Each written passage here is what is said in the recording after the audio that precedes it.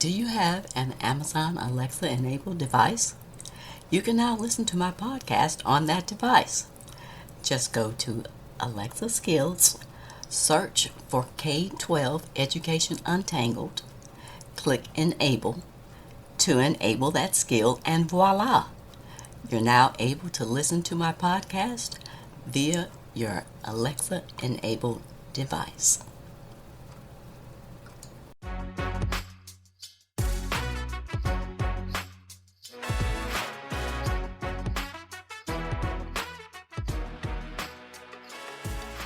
Welcome to another episode of K-12 Education Untangled.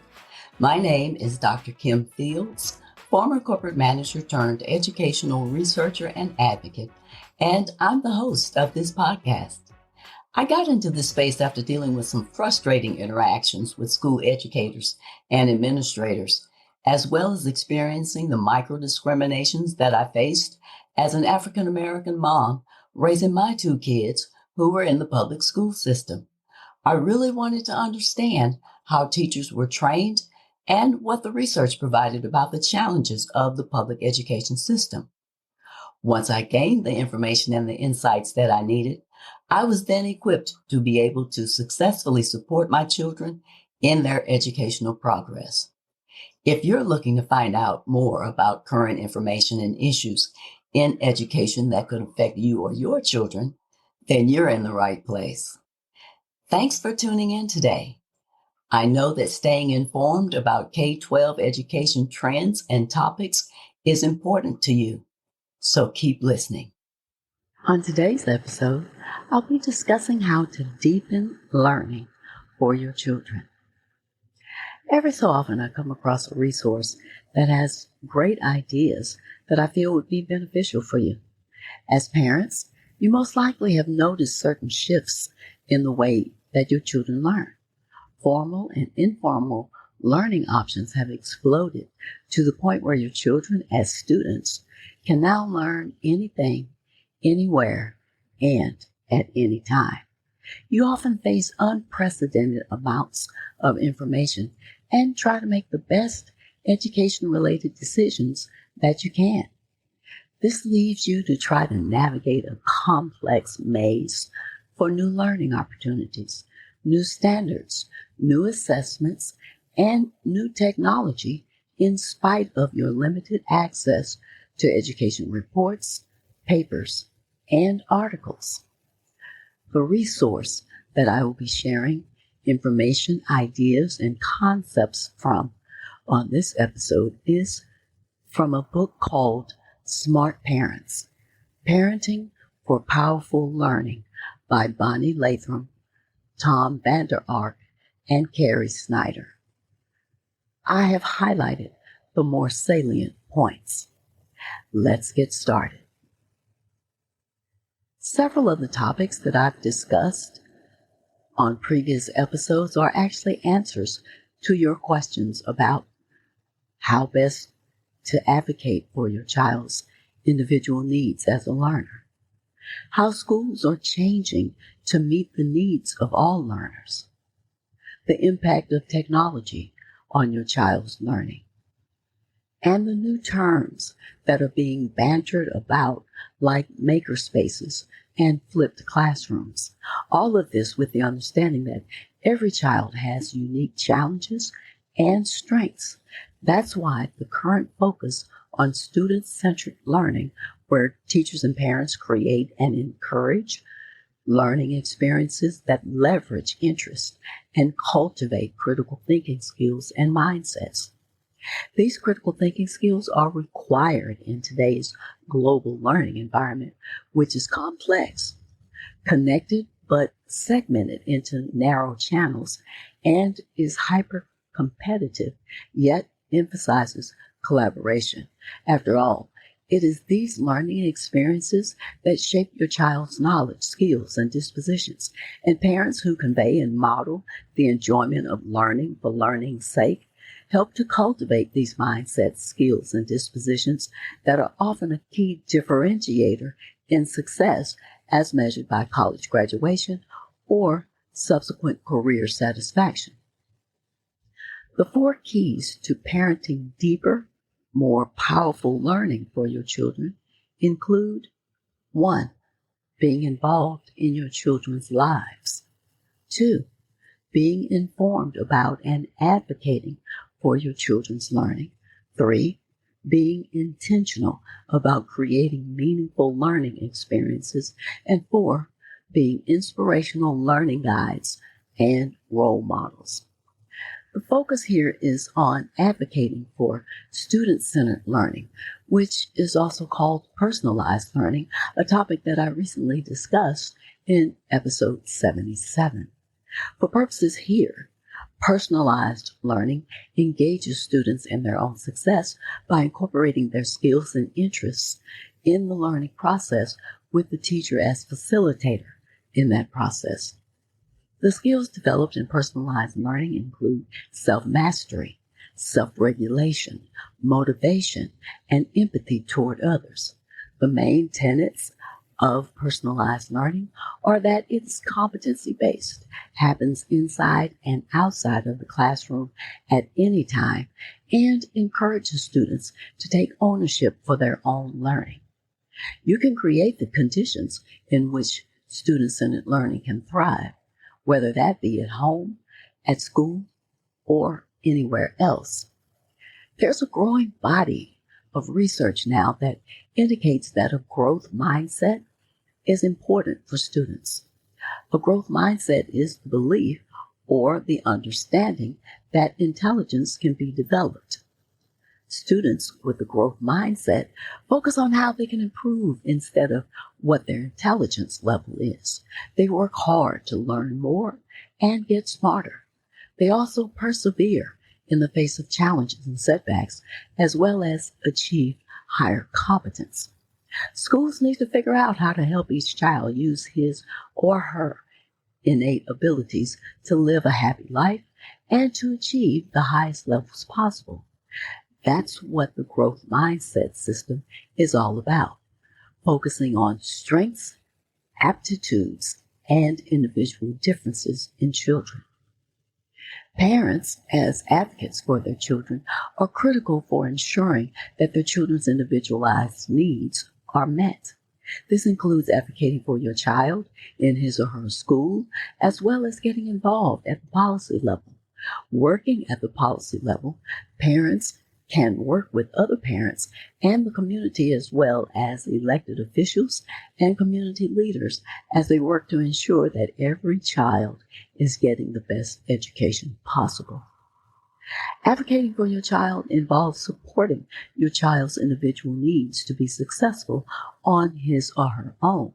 It's also about helping teachers, principals, and school administrators gain insight into your child as a learner and a responsible participant in the school environment. Another key aspect of being an advocate for your child is to share information about your child's home life with his or her teacher as it pertains to values and expectations that are important to your family. Here's something to think about. A 2015 study in Psychological Science Journal found that daughters aspire to greater professional goals when they see their fathers performing tasks such as washing the dishes. Think about that for a moment. A young girl has a better chance of becoming a CEO or mayor or senator if she sees her dad at the sink getting ready to put dishes in the dishwasher. Now imagine the possibilities for boys and girls who see their fathers volunteering at school or visiting the classroom, leading field trips, etc. This is one way to definitely instill powerful learning for your children. In this technology-driven, internet-based world that we all live in now, learning happens anytime and anywhere. And for children, this means that they learn on their own terms and at times in places that work best for them, thanks to access to online learning and blended learning. Students gain access to courses that are not offered in the traditional school, but are provided online from colleges, universities, and private providers. Through the use of technology and innovation, a new landscape of opportunity for K-12 students in the U.S. has created avenues for learning that exist beyond brick-and-mortar schools. In some cases, entire schools exist and operate solely online. The leading provider of online K-12 schools is Connections Academy. Blended learning simply uses a combination of online delivery of content and instruction along with face-to-face instruction in a typical school classroom. There's a growing movement called slow parenting, which basically means that you stop rushing around taking your children from one extracurricular activity to another. Slow parenting means focusing on quality over quantity, being in the moment and making real connections with your family. Taking the time to activate interest and stimulate conversation can be worthwhile. What about being intentional about the time you spend with your kids, like having conversations about what interests them, what they want to know more about, and what they want to experience? What if, for one weekend a month, you created an intentional weekend? This could be as simple as getting out and exploring in nature, starting a family book club, cultivating an interest in the arts by watching recorded videos of concerts and shows like Cirque du Soleil. The point is to just keep learning together. Encouraging your child to take ownership over his or her learning is vital. Letting them persist through challenges of learning something new helps them to be more confident in their skill development. The learning process that occurs when they are learning new skills teaches them how to think and how to be lifelong learners. When learners drive their learning, it leads to greater engagement and intrinsic motivation, better problem solving, accepting bigger challenges, and reflecting and evaluating their work. In summary, these are the 8 keys of powerful learning for parents. 1. Create a safe learning environment, one that's physically and emotionally safe. 2. Provide a personal connection when learning. 3. Make learning active by engaging your child's hands as well as their mind. 4. Make learning challenging yet achievable. 5. Act as your children's learning coach to make sure they're doing the right things while giving them time to learn from their mistakes. 6. Help them demonstrate what they understand by teaching it to others. 7.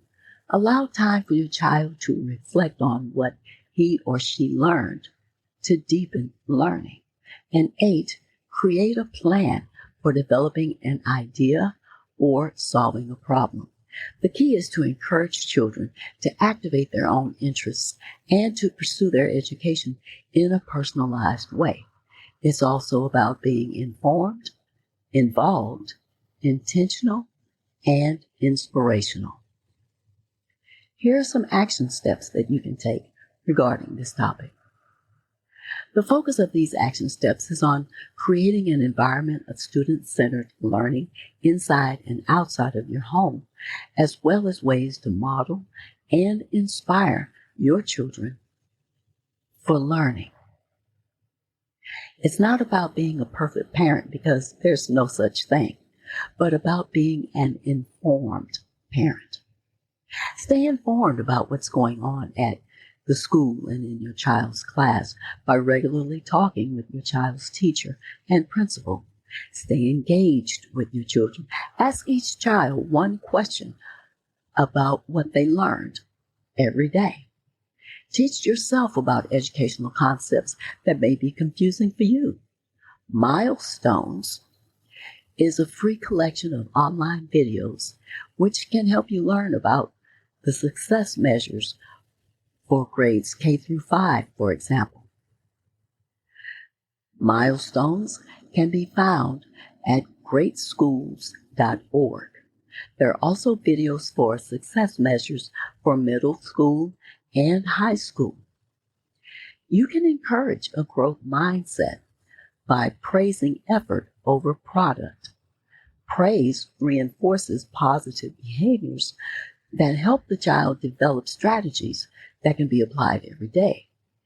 You have to model your own ability to persevere, set goals, work through challenges, and continue to try in spite of failure or success. And these all prove critical to helping your child develop a positive self-confidence and the innate beliefs about himself or herself as a learner. Initiating personalized learning at home is all about allowing your child to investigate their interests and choose what they want to learn, aligned with high standards. You can create a learning plan at home by using a simple one-page template, which can be found at liberationthrougheducation.com. One of the main informal learning opportunities is mobile learning apps. How are you to know which of the 3 million or so mobile apps in Apple and Android stores that are aimed at early learning are the best? Check out Common Sense Media at commonsensemedia.org, which rates apps based on age appropriateness and learning potential using factors such as engagement, success with learning outcomes, and opportunities to give feedback. As usual, make sure that you supervise the apps that your children use by sitting next to them while they're using the app and asking them questions afterwards. In the end, you want your children to find and develop their unique talent, connected to a mission, and experience the fulfillment of making a contribution. The goal is that your children will take responsibility for their own learning, using their talent and purpose to guide their development and to make their own impact in the world. I'll be doing a couple of other resource reviews for you that I think will be informative and eye-opening in upcoming podcast episodes.